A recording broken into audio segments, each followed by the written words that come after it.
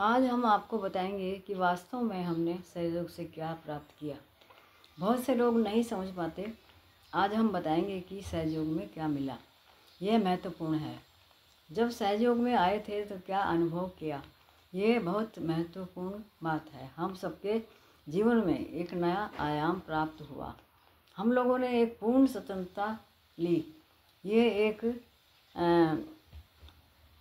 सूक्ष्म अवस्था है। सबसे पहली स्वतंत्रता आप पर कर चुके हैं, जो कि आपके तथा हमारे लिए परेशान से भरा था। अब इस बिल्कुल साफ है, अब बन गए हैं, पूर्ण रूप से धुल गए हैं। तो आपका मस्तिष्क पूर्ण रूप से बंधन से मुक्त हो गया।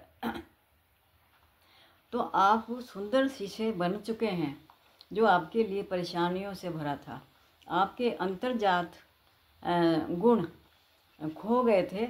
सौभाग्यवश कुंडली की जागृति और सहज के भेद से आपके सब गुणों जो थे खो गए थे, जाग उठे हैं। आपकी अबोधता, सृजनात्मकता, अन्य का धर्म, करुणा, मानव प्रेम,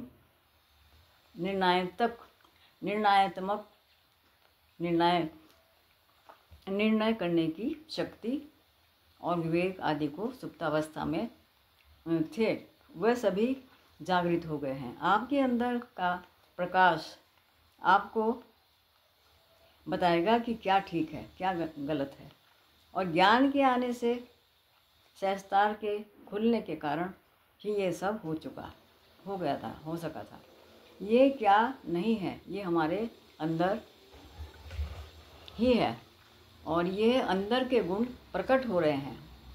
आप अपनी गरिमा, स्वभाव तथा महानता को देखने लगते हैं। सहज ही आपका एकीकरण हो जाता है। और एकीकरण केवल वहाँ ही नहीं था, बल्कि यह आंतरिक भी है। अब से पहले जब हम जो करते थे उसमें हमारा मन कुछ कहता था और हृदय कुछ कहता था, और हृदय कुछ कहता था और मस्तिष्क कुछ और। तो अब ये तीनों चीज़ें एक हो गई